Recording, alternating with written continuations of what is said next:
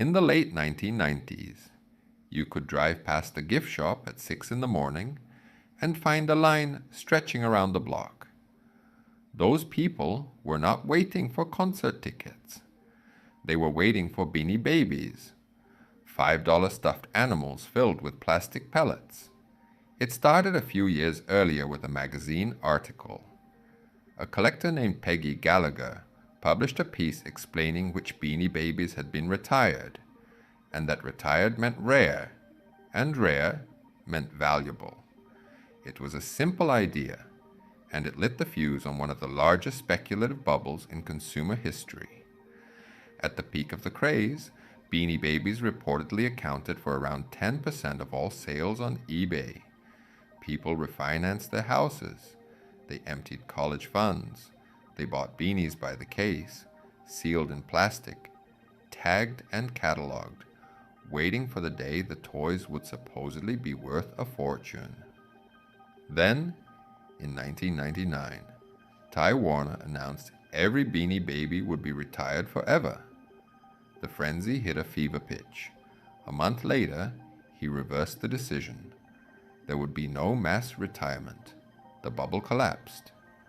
People who had spent tens of thousands of dollars on stuffed animals woke up to a collection worth, in nearly every case, pocket change. Here is the truth the viral articles do not tell you. Most Beanie Babies ever made are worth $1 to $5. The headline screaming that your Princess Diana bear is worth $500,000 are based on fake listings, but a small handful of beanies are genuinely worth real money. Hundreds of dollars. In a few rare cases, more than 1,000. And the difference between the $5 beanie and the genuinely valuable one is almost never what you expect. In 1993, a former toy salesman named Ty Warner unveiled 9 stuffed animals at the World Toy Fair in New York. They were small, about 6 inches, filled with plastic pellets instead of stuffing, which gave them a loose, floppy feel. Names like Spot the Dog, Squealer the Pig, Pinchers the Lobster, Patty the Platypus, Legs the Frog. $5 each, sold only in small independent gift shops, never in big box stores. Warner had a strategy. He would produce each design for a limited time, then retire it. When a toy vanishes from shelves, the collector instinct kicks in. People start paying more on the secondary market. Warner understood this before anyone else in the toy business. The original 9 Beanie Babies are the holy grail for collectors today, but the value depends completely on which generation of tag they carry. A first-generation hang tag, a simple red heart with thin lettering, identifies the earliest production run. An original 9 beanie with first-generation tags and no damage can sell for a few $100s. The exact same beanie from a later production run with a 5th or 6th generation tag might sell for $5. Same toy, same design, different tag, but the beanie that turned the entire market upside down was an elephant released 2 years later. Peanut the Elephant arrived in stores in 1995 in a bright royal blue color. Only a few thousand were made in royal blue. After poor early sales, Ty Warner quietly changed the design to a lighter baby blue. The original royal blue became an accidental rarity. When collectors realized how few existed, demand exploded. At the peak of the craze, a royal blue peanut fetched as much as $5,000. Today, a verified authentic royal blue peanut in good condition realistically sells for several $100s, and a pristine one can still climb past 1,000. It is one of the genuinely valuable beanies, but most people who think they own a royal blue peanut do not. They own the baby blue version, the common one, worth $5 to $15. The difference is a shade of blue so subtle that without the 2 elephants side by side, it is almost impossible to tell. On August 31st, 1997, Diana, Princess of Wales, died in a car crash in Paris. The world grieved. Within months, Ty Warner released the Princess Beanie Baby, a purple bear with a white rose embroidered on its chest and a purple ribbon around its neck. A portion of each sale went to the Diana, Princess of Wales Memorial Fund. Ty Warner manufactured this bear in enormous quantities. Estimates put the total production at well over 10 million units. It is one of the most common Beanie Babies on the planet. Walk into any thrift store today, and there is a reasonable chance you will find one in a bin for $2. And yet, the internet is full of articles claiming the Princess Bear is worth $500,000. Those articles are false. They are based on fake eBay listings. Anyone can list a stuffed animal for any price they want. And sometimes on stage sales, where a seller uses a second account to fake a winning bid. No Princess Bear has ever genuinely sold for anything close to that. There is a real, genuinely scarcer version. The earliest bears used a specific pellet type and were made in a particular factory, and the very first tags have a tiny extra blank line in the poem. A Princess Bear with that early combination in mint condition is the one collectors actually want. But here is the honest number. Even that version realistically sells for somewhere between $50 and a few $100. Not $25,000, not $500,000, a few hundred on a good day for a perfect example. More than 10 million Princess Bears were made. The common ones are worth a sandwich. The genuinely rare version is worth a nice dinner out. The $500,000 Princess Bear does not exist. It never did. In 1996, Ty Warner released a tie-dyed bear with bright swirling colors. He named it Garcia, after Jerry Garcia of the Grateful Dead, who had died the previous year. Garcia's family threatened legal action. Ty had used the musician's name without permission.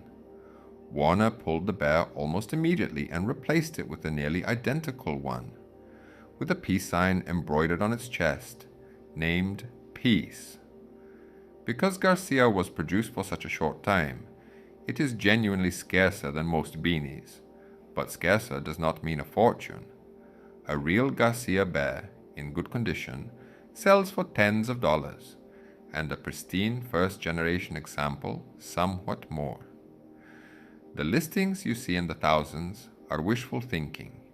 They do not match completed sales. The Peace Bear is the same story, because the tie-dye made every bear unique. And Ty made peace in different factories with different tags. Collectors count nearly 50 variations. Articles love to claim the rarest piece sold for $15,000. But when you filter eBay for actual completed sales, the picture changes. Most Peace Bears sell for $5 to $50. The single highest verified sale for a genuinely rare no emblem era version is a few $100s. And then there is Claude the Crab. You will find Claude on nearly every rarest Beanie Babies list online, with a claim value of $8,000. Here is the reality.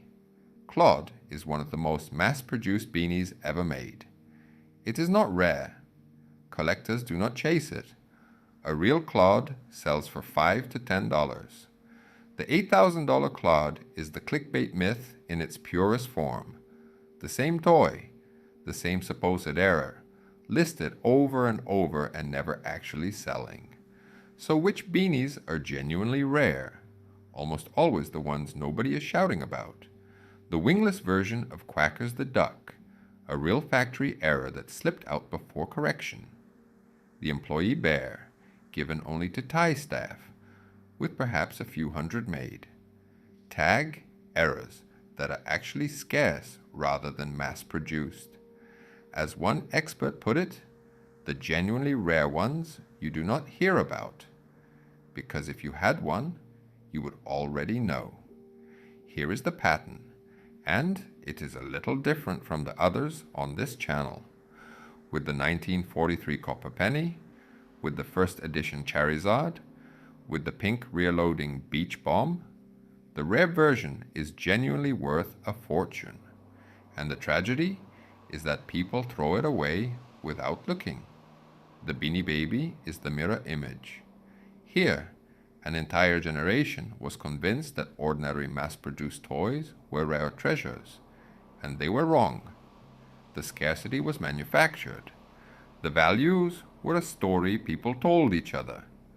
Ty Warner created artificial scarcity by retiring designs, and millions of people mistook a marketing tactic for an investment. When they all tried to sell at once, they discovered nobody was buying. And the market that grew up afterward filled with fake listings and staged sales, prices that look real until you check whether anything actually sold. That is the real lesson. A few beanies are genuinely valuable. A royal blue peanut, a first-generation original 9, a wingless quackos. They are worth hundreds, occasionally more. But the way you find them is not by trusting a headline or an asking price. It is by checking completed sales, the prices people actually paid, not the prices people are hoping to get. Value hides in the details, the tag generation, the pellet type, the factory. But so do lies, and the difference between the two is the same skill either way. Knowing how to look and refusing to believe a number just because someone printed it. Money is a tool. It is not an identity. But attention, real attention, is the difference between believing a fairy tale and knowing exactly what you are holding. So here's the question. If you went up to the attic tonight, pulled down that tub of Beanie Babies your parents kept since the 90s, and started reading the tags, would you know to look for a first-generation hang tag? A royal blue peanut instead of a baby blue one? The early Princess Bear instead of the 10 million common ones? And just as important, would you know to ignore the $500,000 listing and check what these toys have actually sold for? Subscribe to Money Fails. Real stories, real mistakes, real lessons. Because the most expensive Beanie Baby in history is not the one the headlines tell you about. It is a quiet rarity sitting in a collection somewhere, owned by the one person who bothered to learn the difference between a real price and a fake one. See you in the next one.